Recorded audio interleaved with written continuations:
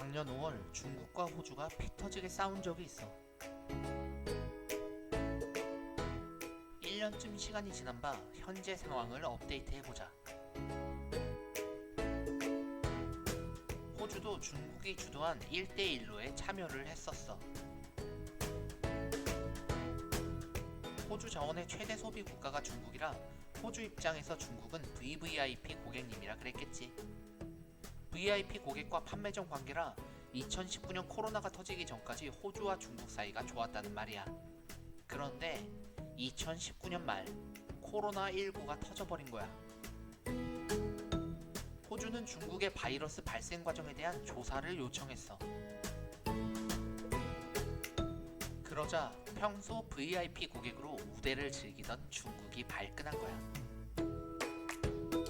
호주의 조사 요청에 호주 주재 중국 대사관은 14개 항목의 요구사항을 호주 정부에 보내.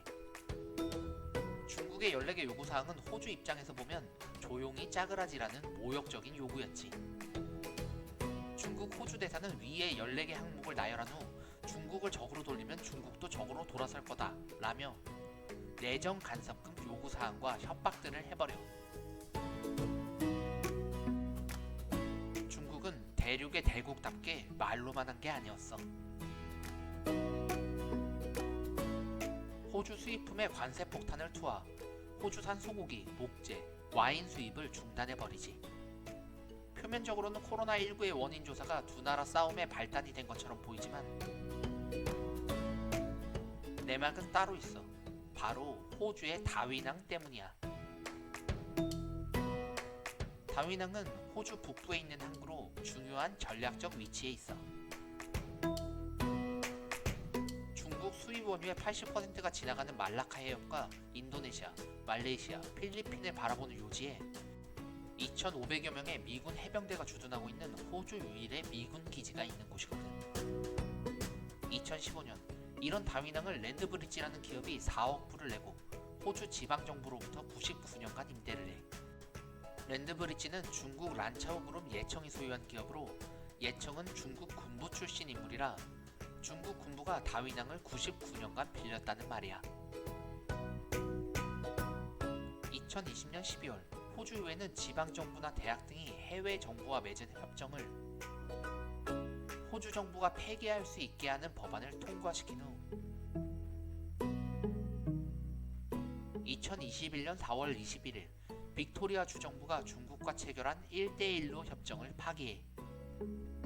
중국의 요구 조건 중 하나가 협정 파기를 취소하라는 말이야. 호주 북부 지역의 전략적 중요성을 재인식한 호주는 북부 지역의 군사적 강화도 시작하지. 2021년 4월 29일 호주는 북방 군사기지를 업그레이드하고 미국과 합동 군사훈련을 강화하겠다고 얘기를 하지.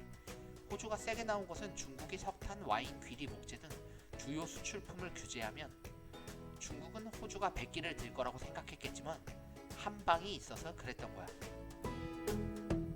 바로 철광석이지. 중국은 철광석의 60%를 호주로부터 수입하고 있거든. 나머지 40%는 인도와 브라질로부터 수입하고 있는데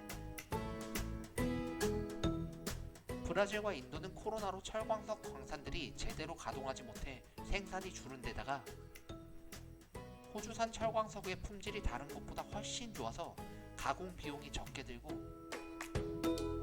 중국과의 거리도 브라질보다 가까워서 수입 의존도가 높은 상황이었지. 호주는 수출하는 철광석의 가격을 엄청나게 올리는 것으로 보복을 시작해. 톤당 90불대였던 철광석 가격을 더블 넘게 올려버리지. 호주는 철광석 가격 인상 하나에만 연간 1360억 불이 들어와.